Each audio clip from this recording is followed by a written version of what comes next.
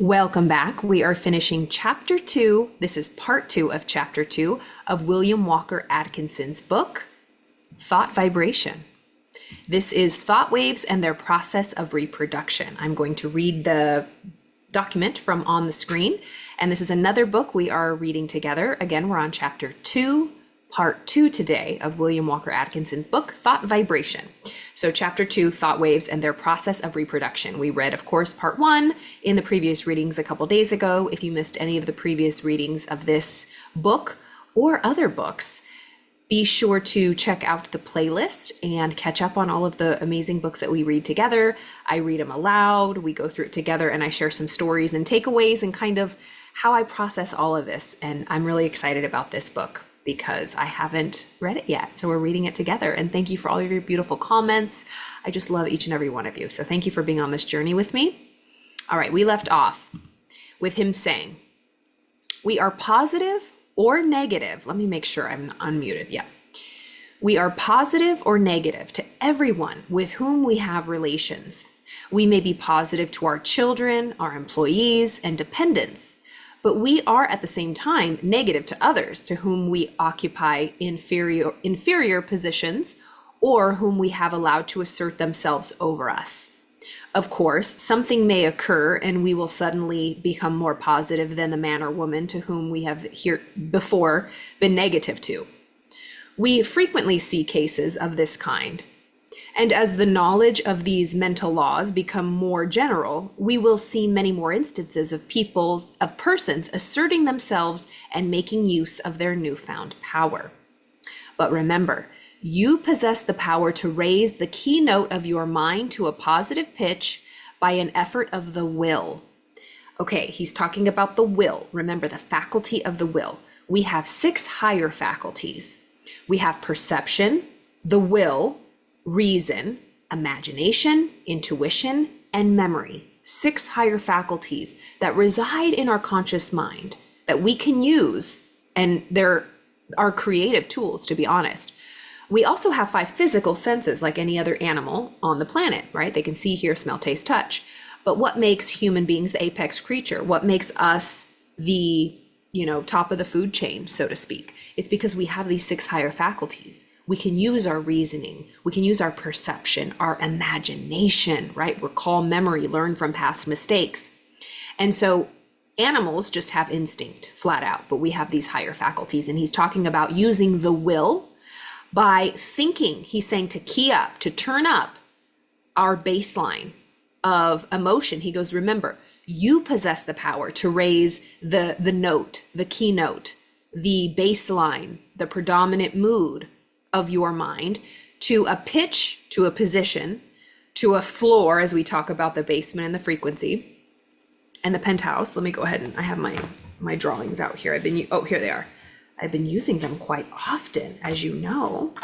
So again, if you haven't seen this before, let me go ahead and, okay. So picture yourself as a building. You're a big, beautiful building. And these different floors represent different emotions that you might find yourself on throughout the day, throughout your life. You're human, you're going to be on every floor. We are not going to judge ourselves.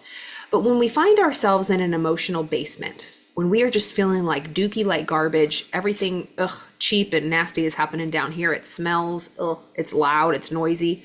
We don't like this.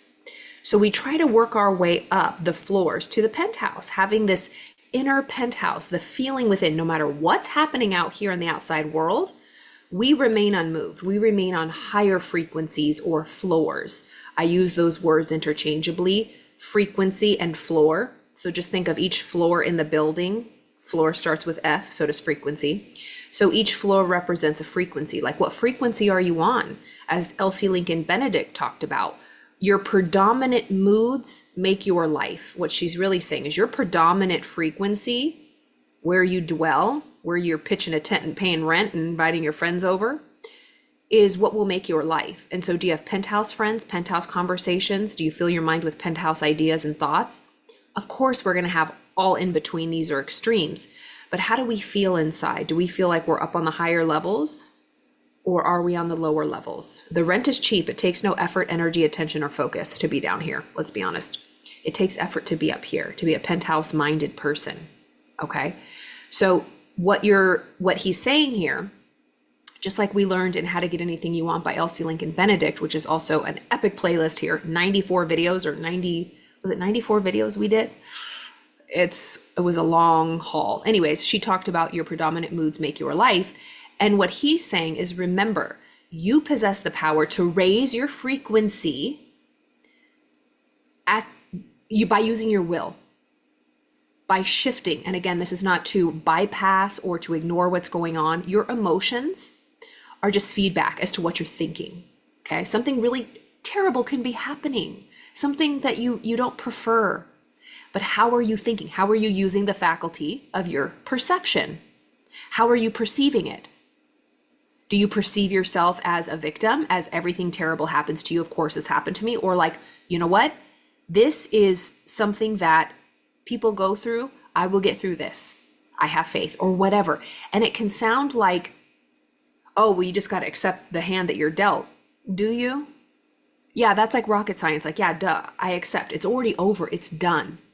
The situation that happened, the argument, the childhood, right?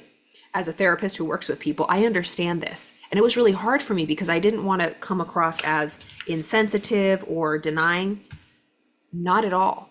To have deep compassion for someone's story, to have them tell it, to hash it out, to listen, to have a witness. It's so important. And we, amazingly, shockingly, unfortunately, don't really talk about the things. We might think about them, write them in our journal maybe, but when have you ever been able to just tell someone your perspective and how you really felt without a care for how it sounds?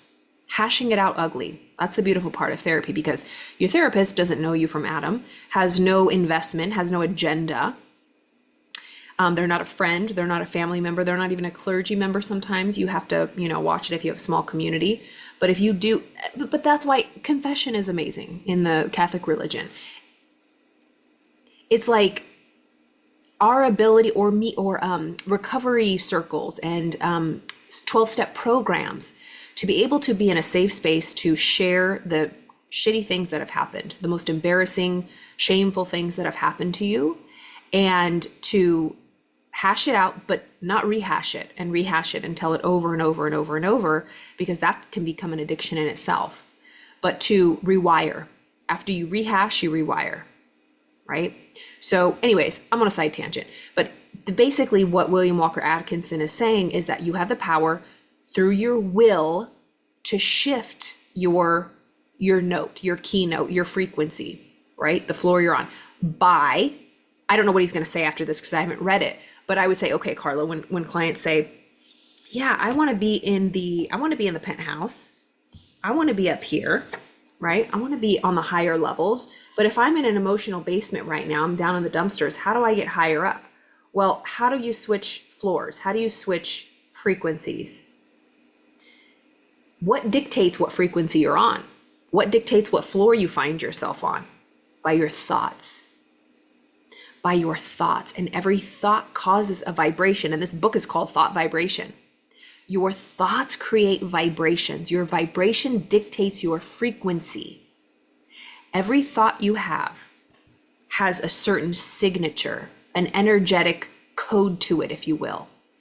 Your vibration is caused by every thought you have. Every thought creates a vibration.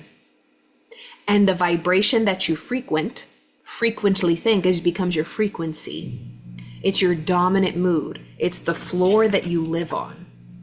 Okay, so he's saying, never forget that you possess the power over your mind to focus with your will. Your will is your ability to focus on something that will lift you to higher levels. What's one higher thought? And so it's not about finding yourself in the basement, something, my boss is a real jerk and I was betrayed or something. And oh my God, I'm amazing. I'm a millionaire. This is amazing. No. Yes, we can make quantum leaps through miraculous forgiveness or perspective shifts. But what's one higher thought?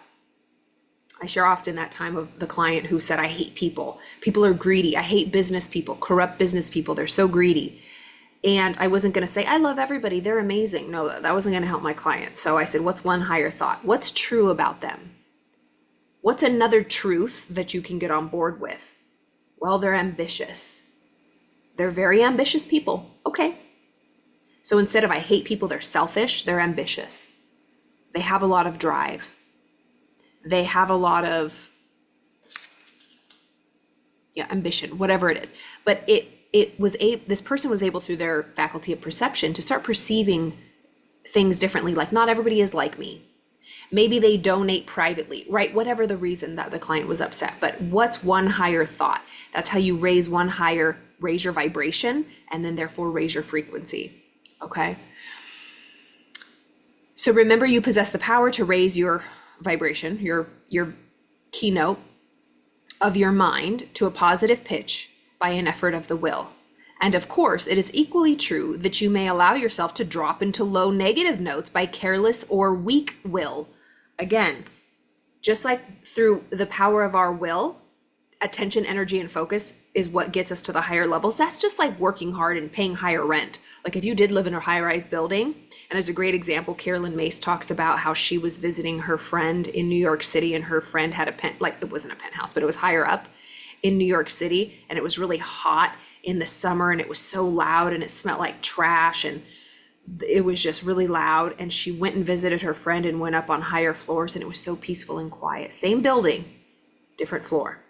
That's like us. We're the same person, same situation, but we're seeing it, we're experiencing life from a different floor, from a higher point of view, from a more calm, peaceful, quiet, higher point of view. But that takes work, energy, attention, focus, effort. But what he's saying is, remember, it's equally true that you may allow yourself to drop down into low negative basement thoughts by careless or weak will, by not caring, by not paying attention, by not sitting down and managing and saying, hey, how am I seeing this? This is causing me a lot of pain. How can I see this differently? What's one higher thought above this? There are more people on the negative plane of thought than on the positive plane. And consequently, there are more negative thought vibrations in operation in our mental atmosphere.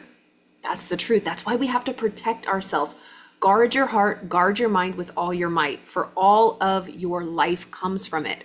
Remember that saying? I think it's from the Bible. But what they're talking about is when we look at that image of the mind, the stick person, which I will get right now, it'll pop up like toast. This works. This one actually has I think I used this for a video that I had. So these are our 6 higher faculties, which reside in our conscious thinking mind, okay? And these are our lower 5 senses: see, hear, smell, taste, touch, okay? This is our heart of hearts. So let's go over here. This is that stick figure that we use to represent the mind. We have our conscious thinking mind. We have our subconscious feeling mind. Depending on how we feel, we take action. Depending on how we act, we get results in our life. But we take in the outside world through our 5 physical senses, which can affect our conscious thinking mind. But what William Walker Atkinson is saying is, he's saying, be careful, because there are more people on the negative plane. Because why do you think? Because it takes work, it takes effort. It's just like, why do you think there are more poor people or people struggling with money than there are rich and wealthy people? Because it's not easy, or everybody would be doing it. Why do you think there's not more seats in first class, more penthouses in hotels, right? There's only usually 4 suites or something, you know what I mean? But it's just like what Napoleon Hill says, only 2 out of every 100 people. Earl Nightingale talks about only 2 to 5% of people actually succeed in life and are successful and goal-oriented. So there are more negative thoughts on this thought plane.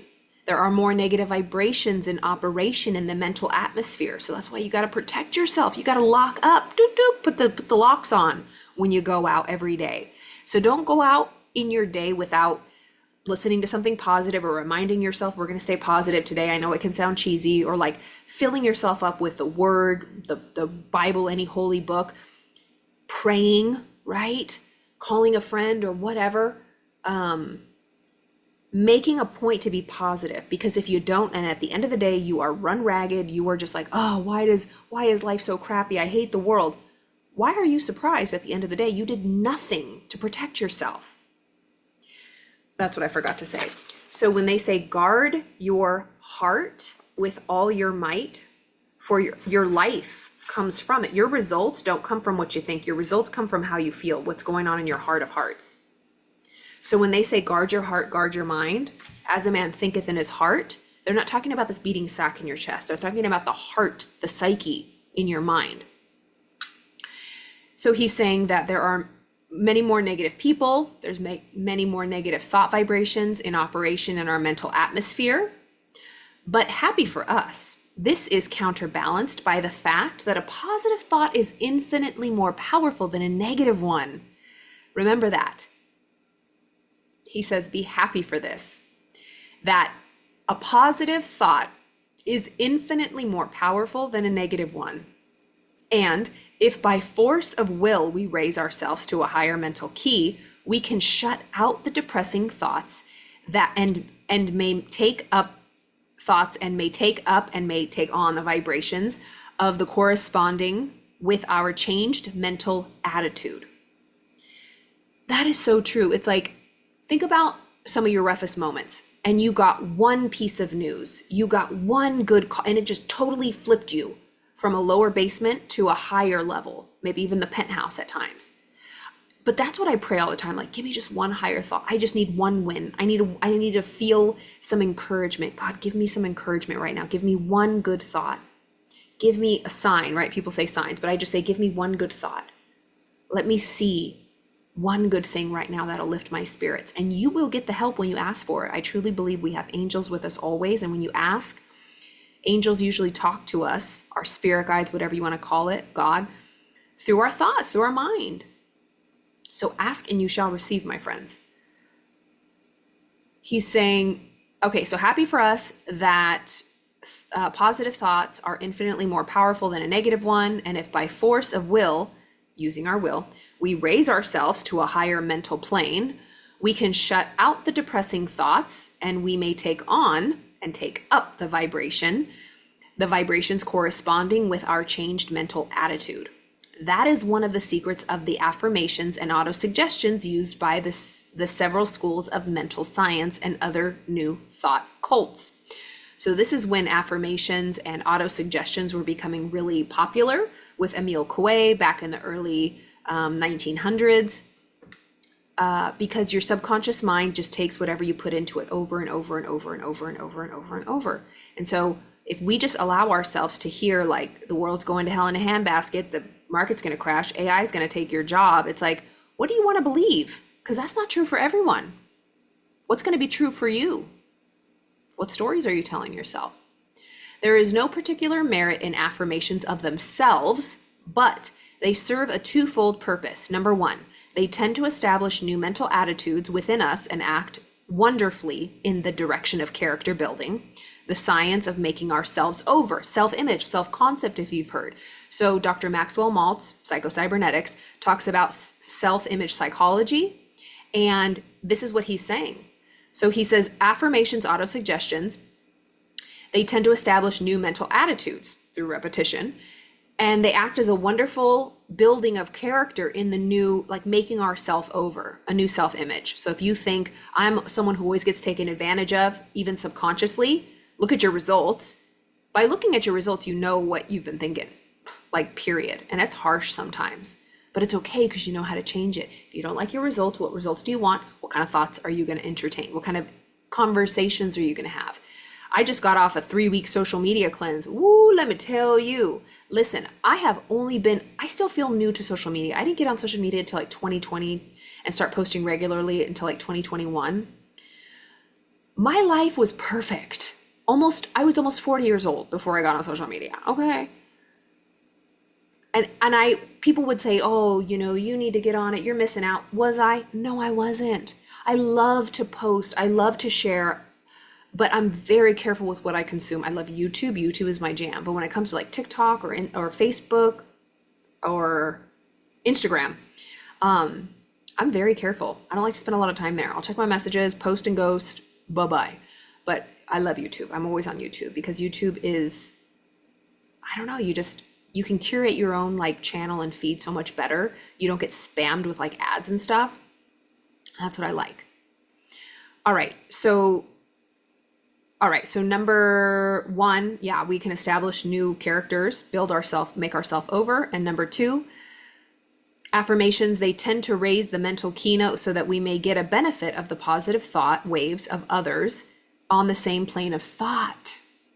So he's saying that when we repeat affirmations and autosuggestions, they tend to raise our mental frequency so that we may get the benefit of the positive thought wave. So we'll attract, right? Whatever we are vibrating at and repeating and involved with, we'll attract more of it. So he's saying we will benefit from the positive thought waves that other people who are on the same thought plane, we're just going to get more of it. It's like the reticular activating system. It's confirmation bias. Your brain's just going to give more to you what you're already involved in. Okay.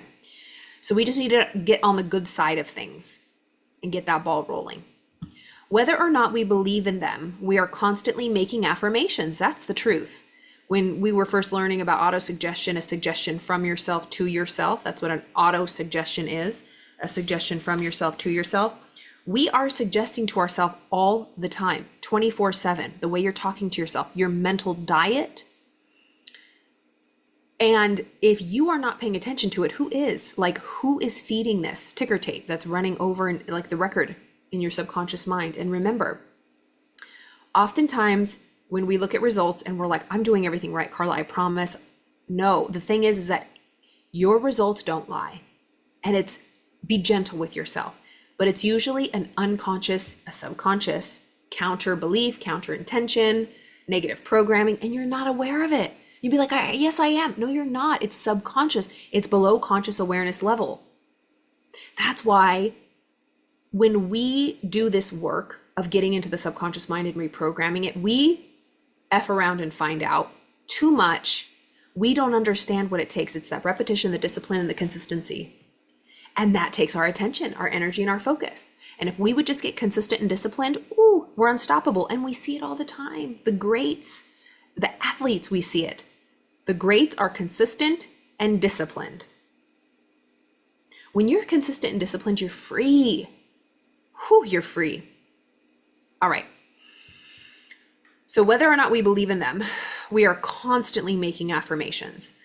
The man who asserts that he can and will do a thing and asserts it earnestly, develops in himself the qualities conducive to the well-doing of that thing.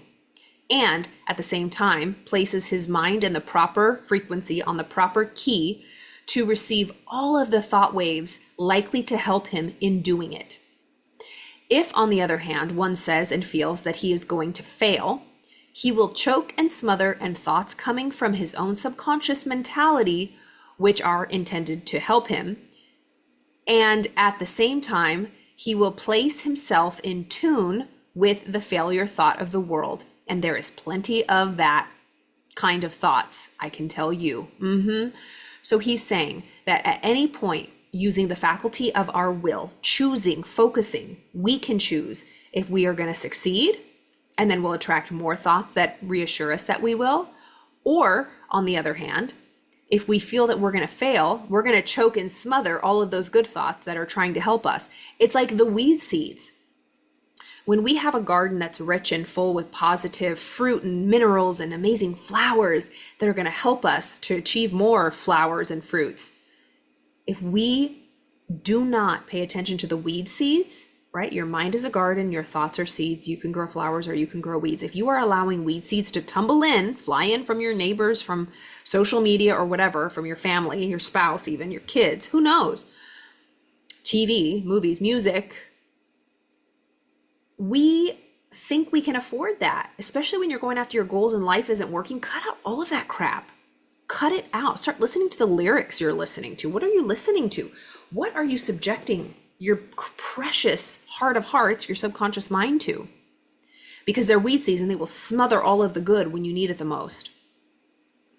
Do not allow yourself to be affected by the adverse and negative thoughts of those around you. Rise to the upper chambers of your mental dwelling. Rise up to the penthouse of your in your building and key yourself up to the strong pitch, way above the vibrations that are on the lower planes of thought. So key yourself up, get on the higher penthouse levels Get away from those basement low levels. Then you will not only be immune to their negative vibrations, but you will be in touch with the great body of strong, positive thoughts coming from those of your own plane of development. That's the truth. I dropped, hold on, I have a crick in my neck, so this is going to be a journey. I dropped these, hold on. Sweet mother of pearl. Oh my God. Okay. That took everything. Okay. See, I even did a reel today about feeling irritated, and my window of tolerance is small because I'm in pain. Okay. So back to this. He's saying, do not allow yourself to be affected by the negative thoughts of everyone in the basement. When you're down in the basement, think about it. If you are in the building and you're paying basement rent, what kind of neighbors do you think you're gonna have? Okay. Do you think you're gonna be able to have your Amazon orders or your mail safely outside your door without getting robbed? Probably not. But when you're up here, people have a different mentality. They have an abundant mentality instead of scarcity. So he's saying that the better the plane is that you keep, okay. He says, you will not only be immune when you're in the penthouse, you will not only be immune to the negative vibrations of the people down in the basement, but you will get in touch with the great, strong, positive thoughts and vibrations coming from other people on your penthouse frequency, on your plane of development. My aim will be to direct and train you in the proper use of thought and will, that you will have yourself well in your hand and may be able to strike the positive key at any moment you may feel is necessary.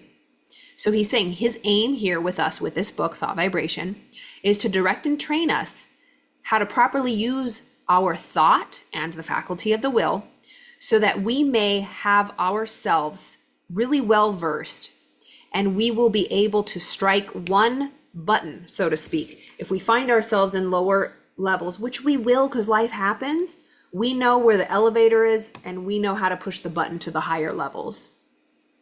So he's going to teach us that.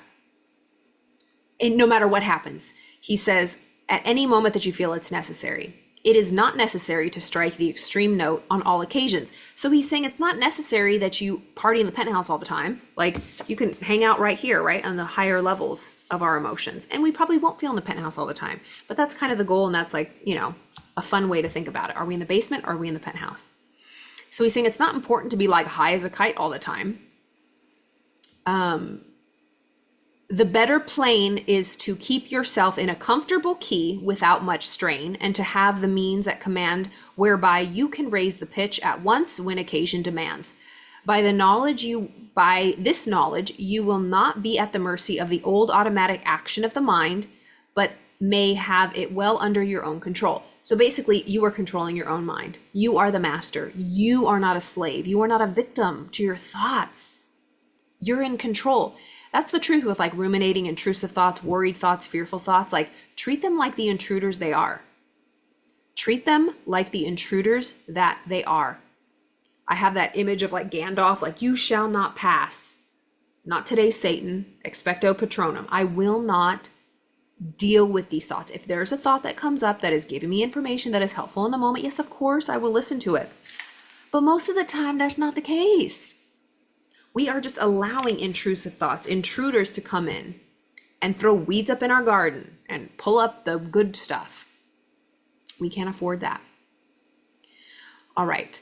Development of the will is very much like the development of a muscle, a matter of practice and gradual improvement. At first, it is apt to be tiresome, but at each trial, one grows stronger until the new strength becomes real and permanent. Many of us have made ourselves positive under sudden calls or emergencies. We are in the habit of bracing up when occasion demands, but by intelligent practice, you will be so much strengthened that your habitual state will be equal to your bracing up stage now. And when you find it necessary to apply the spur, you will be able to reach a stage not dreamt of at the present. So he's basically saying we can reset our baseline. So we find ourselves in the basement, but we can get up here. We're not so much down in the dumpsters all the time, but we know we can get higher. He's saying we're going to raise our baseline so that we are always kind of hovering around here. It's very rare that we'll fall down here, and if we do, we know how to get back up. Do not understand me as advocating a high tension continuously. This is not at all desirable, not only because it is apt to be too much of a strain upon you, but also because you will find it desirable to relieve the tension at times and become receptive that you may absorb impressions. It is well to be able to relax and assume a certain degree of receptiveness, knowing that you are always able to spring back to the more positive states at will. The habitually strong positive man loses much enjoyment and recreation. That's interesting. The habitually strongly positive man loses much enjoyment and recreation. So just letting yourself loose a little bit, relaxing, because you know how to get back up there when you need it. He's saying don't strive so hard. Positive, you give out expressions. Receptive, you take in impressions. So positive, you give out expressions. Receptive, you take in impressions. Positive, you are a teacher. Receptive, a pupil. This is so beautiful. It's like that perfect masculine, feminine pull and pull, be and do. So if we're doing, and we're never just being, it's like people who are addicted to the next goal, the next achievement. They never relax. They never enjoy the fruits of their labor. They're always consuming. This is what happened to me. This is why I took 3 weeks off. Consuming, taking. Oh, too much. I was like, I need to produce. First, I need to relax. I need to take a break from consuming. No audiobooks, no podcasts, no YouTube videos, nothing. I needed to take a break. I want to create. I want to produce now. Enough studying, enough classes, enough courses, Carla. You're ready to just put it all out there. So he's saying, positive, you are a teacher. Receptive, you're a pupil. So I am with you right now. I'm a student and I'm also teaching. So this is like a perfect example of it in the same sense. Like I am teaching and I'm learning at the same time. It is not only a good thing to be a good teacher, but it is also very important to be a good listener at times. 100%. I mean, that is just like literally my job. So that is chapter 2, you guys. That was chapter 2 of William Walker Atkinson's book, Thought Vibration. And that was, again, part 2 of chapter 2, Thought Waves and their process of reproduction. So we will continue chapter 3 on our next reading. It's entitled A Talk About the Mind. Ooh, I can't wait for that one. So I hope you're enjoying this so far. If you have any questions, please let me know. Actually, I think somebody asked a question. I don't know if one of you guys asked a question, but if you ever have any questions, please let me know. Yeah, I would be happy to answer anything that you have. And then any takeaways, what stood out to you, please let me know. And I just love this journey with you guys. Thank you for being here.